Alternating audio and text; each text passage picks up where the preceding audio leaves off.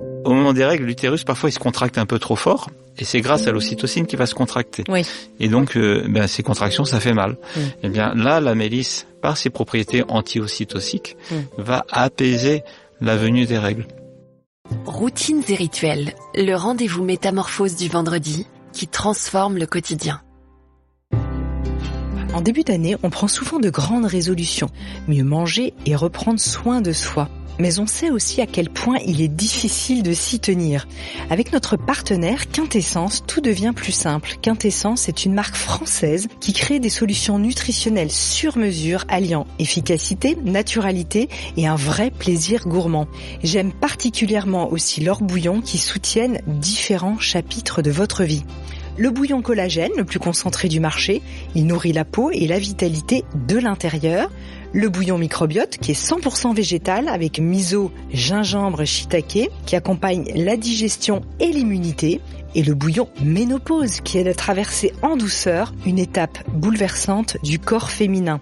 Cette approche de la santé, pragmatique et bienveillante, résonne tellement avec notre univers que Quintessence accompagne désormais notre série Ma santé au naturel avec le docteur Jean-Christophe Charrier. Alors je vous invite à découvrir leur gamme sur shop.quintessence-bio.com. Je vous appelle Quintessence, Quintessens, et à installer ces petits rituels qui font du bien. Quand l'esprit s'emballe ou que le stress noue le ventre, la mélisse peut devenir une alliée précieuse. Avec le docteur Jean-Christophe Charrier, partons à la rencontre de cette plante qui réconcilie le corps et peut-être le mental. Bonjour docteur. Bonjour Anne, bonjour à vous tous. Bonjour à toutes et à tous. Alors la semaine dernière, on parlait du gingembre, on était vraiment dans le feu, dans la plante adaptogène. La semaine précédente, on a parlé de l'aubépine qui apaisait le cœur. Et notre premier épisode qui démarrait l'année 2026, on était sur le curcuma. Aujourd'hui, on s'intéresse à une plante que vous aimez beaucoup, je crois, qui est la mélisse. J'adore la mélisse. Comme il dit ça. Pourquoi est-ce que vous adorez cette mélisse? C'est une plante de chez nous. C'est une plante de chez nous, c'est une plante que j'ai découvert en fait la première année où je me suis installé, exactement. Vous étiez jeune médecin? J'étais jeune médecin, j'apprenais plein de choses. Je commençais à découvrir un peu. J'ai toujours entendu parler de la mélisse des Carmes. Ça m'a paru toujours très magique que les carmélites fassent ce remède qui, chez nos grands-mères, était un peu utilisé comme un remède universel. J'en ai moi d'ailleurs à la maison. Ah ouais, faudra que je goûte parce que je crois que j'ai jamais goûté la mélisse des Carmes. Ah bon, mais pourtant ça vous faisait rêver et jamais vous l'avez goûté. Non, c'est un produit qui pour moi fait partie des magies anciennes. On fait côté un peu Harry Potter. Ou sorcière. Voilà. Mais gentilles sorcières, hein. Ouais. Les carmélites, c'est les femmes de savoir, hein, les sorcières. Hein. C'était aussi des béguines, des savantes. Voilà. Hein. C'est le grand patriarcat qui en a fait des méchantes.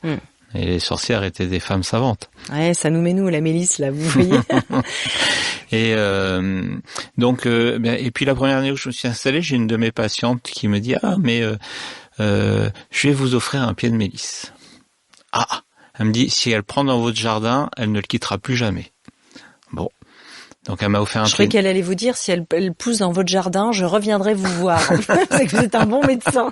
Non. Je suis pas forcément un bon jardinier, malheureusement. Oui, mais vous êtes un bon médecin. Voilà, je sais pas. Ça, c'est les patients qui disent. Oui. Donc, je l'ai plantée dans mon jardin et la pauvre mélisse que j'ai plantée, on a fait des travaux parce qu'on était jeunes mariés, puis la famille s'est agrandie, puis on a rénové notre maison. Donc, vous imaginez, des gravats partout. Et cette pauvre mélisse, là où je l'ai plantée, elle a disparu. Sauf que elle a migré et elle s'est mise devant mon portillon. Intéressant. Donc, elle accueille les gens qui viennent à la maison. Alors, je l'accueille pas trop parce que comme elle est côté rue, y a des chiens qui passent par-dessus, on va éviter. Mais j'adore, j'en ai pris une pousse que j'ai donnée à mes parents, ils ont une bouillée qui est plus grande que votre table. On en fait 2-3 récoltes au mois de juin, au mois de juillet, et avant qu'elle monte un peu dure, qu'elle vienne en bois. Et j'adore, j'ai découvert mâcher une feuille de mélisse fraîche, mais c'est méditatif, en fait. Je veux dire, ça nous aide à rentrer en paix avec soi-même, à rentrer dans la connexion avec son être profond. Juste l'avoir en bouche et la mâcher, c'est tellement bon. On la nettoie un peu et puis on la met comme ça en bouche. C'est tellement plus subtil que la menthe. C'est beaucoup plus, plus de finesse, de saveur. sauf la menthe que je trouve dans la forêt, qui est très particulière, qui a des feuilles un petit peu allongées et qu'il faut... C'est une menthe chocolatée, peut-être? Ouais, je sais pas comment elle s'appelle, mais c'est ma voisine qui me l'avait fait découvrir. J'étais tout gamin et j'ai du mal à la trouver, mais elle est dans un endroit très précis. Celle-là, elle est très très bonne. Oui. Mais voilà, on part dans les souvenirs d'enfance. Cette mélisse, c'est Madeleine de Proust. Voilà. Là. Mais cette mélisse, je la trouve magique. Et en fait, à l'usage thérapeutique, parce que on va redevenir sérieux maintenant, sortir un peu de la poésie. La poésie est très sérieuse à mon sens, mais bon. Cette mélisse, au sens thérapeutique, c'est vraiment une plante qu'on devrait avoir tous chez nous. On peut la cuisiner aussi, parce qu'on m'a fait goûter une tarte à la mélisse. Ah. Ouais. Avec un petit peu trop de crème, à mon avis, pour en manger trop souvent. On va regarder ça, je connaissais pas du tout. Oui, c'est très très bon. C'est délicieux. Tarte à la mélisse. Oui. Alors, si vous connaissez, que vous avez des recettes à nous partager sur nos réseaux sociaux, alors moi je prends, je connaissais pas du tout. Puis moi, je viendrai goûter chez Anne. Oui, c'est très bien. Vous savez que le docteur Charrier maintenant est en Suisse. En tout cas, voilà. Donc la tarte à la mélisse, excellent. On va essayer de trouver une recette et de vous l'offrir. En tout cas, pour les abonnés à la newsletter de Métamorphose, si on trouve une recette de tarte à la mélisse, promis, on vous la met. Voilà. Je regarderai les ingrédients pour être sûr s'il y a un choix à faire. Avec pas trop de crème. Voilà. Pour prendre celle qui est la plus proche de l'endobiogénie alimentaire. Exactement. Alors oui, la mélisse. Alors quels sont ces... Vous alliez dire quelque chose? Oui, non, mais on a parlé de l'aubépine. La mélisse, on va dire que c'est sa petite sœur, dans la mesure où c'est une aubépine un petit peu moins puissante, et mais qui va être plus ciblée sur la dynamique digestive et la dynamique de vésicule. Qu'est-ce que je dis? De vessie. Oui, la vessie. La vessie. De vésicule aussi, bien sûr, parce que ces actions, elles sont là, mais on s'en rend moins compte, mais ce sera surtout sur le digestif et sur la vessie. À chaque fois qu'on est dans un stress, à chaque fois qu'on est dans des crampes dans le ventre, à chaque fois qu'on a pu avoir une petite gastro, qu'elle soit liée à un excès alimentaire ou un petit virus qui est passé par là, on aura toujours bénéfice à prendre de la mélisse. Prendre une petite mélisse après le repas du midi ou du soir, c'est quelque chose qui va aider la digestion, qui va apaiser tous les inconforts qu'on peut avoir dans notre ventre. Et puis si on a une vessie qui est un petit peu trop sensible aux émotions, un petit peu trop impérieuse, parce qu'on a un petit peu vieilli aussi, que quand on a eu plusieurs enfants, on peut avoir des petits soucis aussi de ce côté-là, ou parce que on a un homme qui a une prostate qui est un petit peu trop grosse et qui surstimule un peu les choses, où on va faire un peu pipi souvent. La mélisse, ça peut nous apaiser, nous aider à réguler cette chose-là. J'aime bien lui associer la garance. Ah, la garance. Ouais, le rouge garance. Moi, c'est deux plantes qui me mettent en poésie, je sais pas pourquoi. Ah oui, je vois ça, vous êtes en liesse. Voilà. Le rouge garance, c'est pareil, c'est un rouge mythique, mais c'est une plante qui tâchait énormément. C'est pour en avoir mis une fois sur le blanc d'une table à la maison, je me suis fait houspiller, parce que c'était très difficile à enlever. J'utilise beaucoup la garance pour assainir les urines dans certaines infections urinaires, par exemple, quand on a un état où on n'est pas forcément dans une infection urinaire, mais qu'on a une vessie qui est dérangeante, des urines qui brûlent un petit peu, mais qu'on fait été voir le médecin, puis il dit non, il n'y a pas d'infection. Dans ce cadre-là, la mélisse et la garance ça se mélangent très très bien ensemble pour ça, et puis pour toutes les mictions un peu impérieuses. Voilà. Donc, et puis si on veut faire un voyage et qu'on a peur, j'ai des personnes qui sont gênées par ça, parce que trouver des toilettes en ville, c'est pas toujours facile. Oui.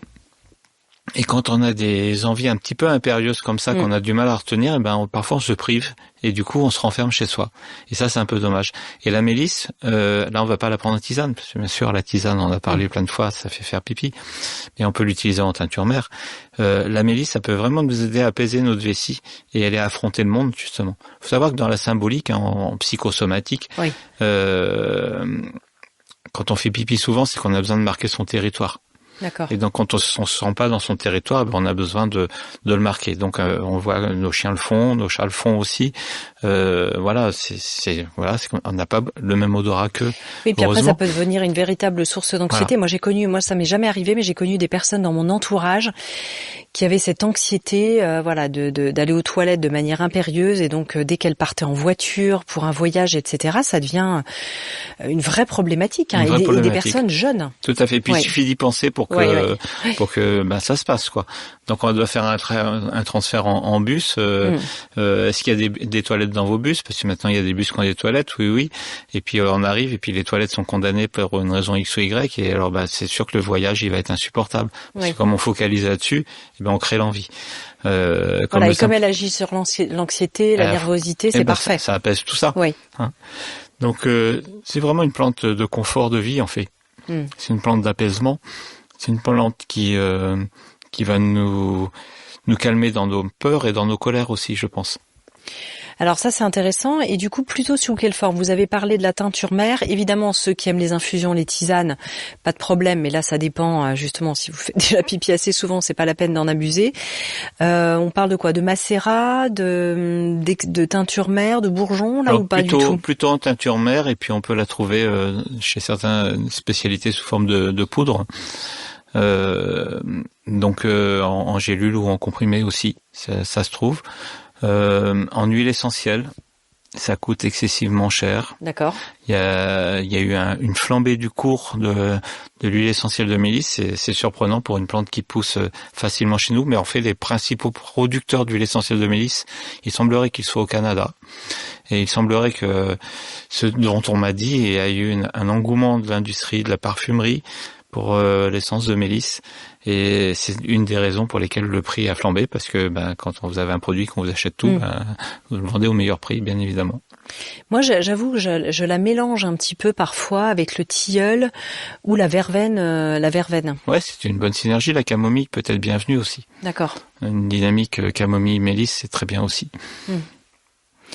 Alors intéressant. Alors troubles du sommeil, stress chronique. On peut aussi. Est-ce qu'il y a d'autres plantes qui pourraient renforcer l'action de la camomille, de la mélisse? Vous avez dit la camomille. Est-ce qu'il y en a d'autres? On a parlé de l'aubépine tout à l'heure. Enfin tout à l'heure.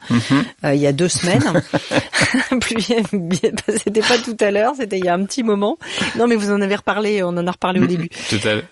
Tout à l'heure, vous en avez reparlé. Je m'embrouille. On a la passiflore. Ouais. Ah, la passiflore. Ouais, la passion du Christ incarné, c'est ce qu'on dit on l'attribue à Christophe Colomb, mais apparemment c'est pas lui qui l'a fait, mais quand ils ont vu cette fleur qui est quand même très particulière, la passiflore est une plante qui est intéressante parce que c'est pas une plante sédative, contrairement à ce qu'on croit, mais c'est une plante qui optimise l'effet sédatif des autres plantes. Il y a une synergie qui est intéressante, c'est pour ça que vous la trouvez dans pratiquement toutes les préparations pour dormir. Vous avez de la passiflore, mais vous pouvez prendre de la passiflore seule le matin, ça va pas vous faire dormir, ça je vous le garantis. Oui. Ça va vous calmer, mais ça vous fera pas. C'est juste une plante calmante, mais pas apaisante, voilà, c'est ce que je voulais dire, mais pas sédative. Oui, pas sédative. Vous allez pas repartir vous coucher. Il y a des petites subtilités en fait dans notre langage. C'est toute la richesse de la langue française, mais voilà. Et cette passiflore, elle va vraiment optimiser l'effet calmant, apaisant, voire sédatif des autres plantes, et associée à la mélisse, ça sera très très bienvenu. D'accord. Est-ce que vous l'utilisez pour d'autres troubles, justement, peut-être comme elle est apaisante, peut-être les spasmes, les ballonnements, les troubles digestifs, on y revient un peu toujours, mais c'est sûr que est-ce que là encore, elle a des bienfaits ou pas spécialement? Ah si, elle a des effets spécifique parce qu'elle est antigastritique, ça veut dire qu'elle limite l'acidité dans l'estomac. Elle est cholagogue, mais elle est pas cholérétique. Ah oui. C'est-à-dire qu'elle est cholagogue. On revient au curcuma. Voilà, donc elle aide à la fabrication de la bile. Après, il faudra l'évacuer. Oui. Elle a toutes ces propriétés qui améliorent la dynamique du fonctionnement de la digestion. Et le problème du fonctionnement de la digestion, c'est souvent de la chronologie, et c'est souvent des informations qui arrivent trop tôt ou trop tard, et qui vont déverser la bile et les enzymes et tous les sucs digestifs pas au bon moment, et c'est pour ça que notre muqueuse parfois digestive est en réactivité. D'accord. Voilà, donc la mélisse, ça va apaiser tout ça, elle va réguler tout ça, elle va avoir toute cette dynamique fonctionnelle qui lui donne aussi sa spécificité assez digestive dans le côté antispasmodique. Oui, donc c'est vraiment tout le système nerveux. Le nerf vague, en fait, doit bien aimer cette plante. Alors en fait, c'est le nerf vague l'aime bien, mais c'est surtout tout le système alpha-sympathique qui va être calmé par lui. Donc il y aura moins de conflits entre le parasympathique, donc le nerf vague, et l'alpha-sympathique. Et le fait de résoudre ces conflits-là, eh bien on aura moins besoin de la sérotonine, qui est en fait un neurotransmetteur qui nous régule les tensions parasympathiques, alpha-sympathiques. Et comme on aura moins besoin de sérotonine dans notre ventre, eh bien elle sera plus disponible, du moins les précurseurs, qui est le tryptophane, qui vient de notre alimentation et qui fabrique ce neurotransmetteur, eh ben, ces précurseurs seront plus disponibles pour notre cerveau pour que lui-même puisse nous permettre d'être de bonne humeur. D'accord. Alors, si vous avez compris, c'est bien, parce que là, on est rentré, c'est intéressant, parce qu'avec Olivier Bourquin, on avait parlé l'année dernière, on avait fait une grande émission sur les neurotransmetteurs, cortisol, dopamine, sérotonine, et effectivement, c'est intéressant de comprendre aussi le fonctionnement de ce circuit. C'est des choses sur lesquelles il faut qu'on s'attarde beaucoup plus parce que ça explique tellement de propriétés en fait et ça nous explique aussi certains méfaits de certaines plantes ou de certaines thérapeutiques. Une fois qu'on a compris ces mécanismes, la lumière est dans la pièce quelque part. C'est ça. Oui, bien sûr. On a cette compréhension profonde. Quand on parle de mélisse, est-ce que on peut faire des cures justement si on est soumis à du stress ou si on a des spasmes, ou c'est plutôt une plante qu'on va prendre un peu comme ça tout au long de l'année? Je ne sais pas, comment vous la recommandez vous? Ben ça va dépendre. Je pense qu'il y a des gens qui sont stressés chroniques et qui ont des symptômes digestifs qui peuvent être bénins, parfois même plus compliqué, quand on a une maladie de Crohn par exemple ou une rectocolite, c'est aussi des souffrances du digestif. La mélisse, elle a aussi sa place là. Donc dans ces maladies chroniques, eh ben c'est bien de le consommer assez régulièrement. Quand on a de façon ponctuelle dans des situations comme aller se présenter à un entretien d'embauche ou passer un examen, un oral, tout ça, ou un écrit, et la mélisse, ça peut nous apaiser sans nous endormir, ce qui nous permet d'être présent mais pas être dans le stress. Et puis d'être focus, quoi. Voilà. Et puis elle a, dans ses côtés antispasmodiques, elle a aussi des propriétés sur une hormone qui est l'ocytocine. Elle est anti-ocytocique. Donc elle va limiter l'expression de l'ocytocine. Et l'ocytocine, c'est une hormone qui est particulière, parce que c'est l'hormone à la fois de l'attachement mais aussi du détachement. C'est l'hormone qui permet l'expulsion, j'ai horreur de ce mot, l'expulsion du bébé au moment de la naissance. Oui, c'est vrai que bim, on a l'impression qu'il va partir. On a l'impression d'appuyer sur un point noir et qu'il va s'exploser sur le miroir. Mais pas l'image. Mais non, j'ai horreur de ce mot, pourtant on l'utilise. Mais non, la naissance c'est un massage, c'est une régulation. La naissance naturelle, quand elle se passe bien, c'est vraiment une harmonisation du massage guidé par l'enfant qui permet la sortie et qui est géré par une hormone qui est l'ocytocine. Quand on va vous médicaliser et qu'on vous met une péridurale pour qu'on ait pas mal, on arrête la production d'ocytocine. Donc l'utérus arrête de se contracter. Donc on est obligé de vous mettre une perfusion et on vous injecte de l'ocytocine. À partir de là, on va pas maîtriser comme la physiologie en aurait besoin, donc on a tendance à en mettre trop. Et on a un excès de travail d'expulsion à ce moment-là qui va surimprégner l'enfant d'ocytocine. On suspecte que il y a des dysfonctionnalités qui arrivent à ce moment-là, parce que quand on est trop imprégné d'ocytocine au moment de la naissance, ça passe par le placenta aussi, tout ce qui passe dans le sang de la maman, eh bien on peut avoir du mal à l'attachement. Ah oui. Et oui, parce que c'est l'hormone de l'attachement, donc c'est elle qui va nous permettre d'être câliné, d'être bercé, d'être au sein, mais c'est aussi l'hormone de l'expulsion du bébé, de l'expulsion du lait, de l'expulsion du sperme au moment de l'éjaculation, c'est l'ocytocine qui permet de faire ça. Et donc on est dans cette ambivalence hormonale et c'est la dose qui fait la différence. C'est-à-dire que pour être dans l'attachement, c'est l'ocytocine qui va nous attacher, c'est celle qu'on va créer en faisant une caresse douce, en faisant passer une plume sur la peau. Et c'est pour ça quand on a aussi dans un couple vieillissant une distance qui s'installe, même s'il n'y a plus de sexualité, c'est important de garder du toucher. Autrement, on devient deux colocataires, mais on n'a plus de points communs. Le simple fait d'être dans le toucher, et puis même avec ses enfants, on fait l'unité familiale, on fait l'attachement, on fait toutes ces choses-là. Et le massage intrafamilial est toujours très intéressant pour toutes ces raisons-là.